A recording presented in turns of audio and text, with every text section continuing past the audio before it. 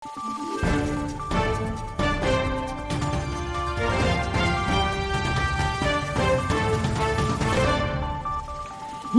araw, Pilipinas! Ito ang Valiente News hatid sa inyo ng Office of the Vice President. Nananatiling hamon para sa pag-aaral ng karamihan sa kabataang Higaonon sa probinsya ng Bukidnon ang kakulangan ng school supplies at maging ang gutom. Kung paano nakapagbibigay ng inspirasyon ang pagbabago campaign sa kabataan, tunghayan natin sa ulat ni Jera Gomez. Sa pagpapatuloy ng pagbabago bags distribution sa probinsya ng Bukidnon, pinuntahan ng OVP Southern Mindanao Satellite Office ang Magawa Elementary School. Karamihan sa mga mag-aaral dito ay kabilang sa tribong Higaonon. Kuan mi dari 100% IP community. Kwento ni Teacher Daphne, maliban sa kakulangan sa school supplies, hamon din para sa mga bata ang kawalan ng hanap buhay at kakulangan ng pagkain.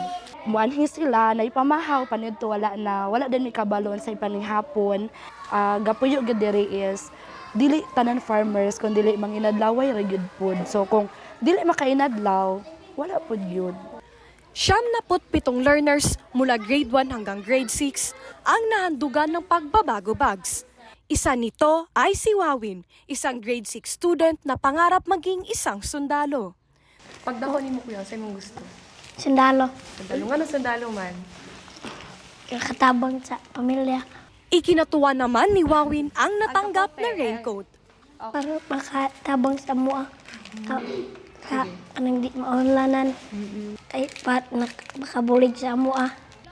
Para naman kay Teacher Daphne, isang maagang pamasko ang natanggap na pagbabago bags at school supplies ng mga bata. Kini nga mga early Christmas gifts. Early Christmas gifts na gid ni para sa ilaha. Nagsimbolo sa imuhang dakong suporta sa amuang eskwelahan o para sa ilang kaugmaon. And then daghan kaayong salamat and hoping nga napay sunod. Thank you kaayo. Mula rito sa probinsya ng Bukidnon, ako po si Jera Gomez. Lahat para sa Diyos, bayan at pamilyang Pilipino. Valiente News. Iba pang paaralan sa bayan ng Talakag, Bukidnon, sinuyod ng OVP SMSO. Pangarap ng ilang kabataan sa komunidad, alamin.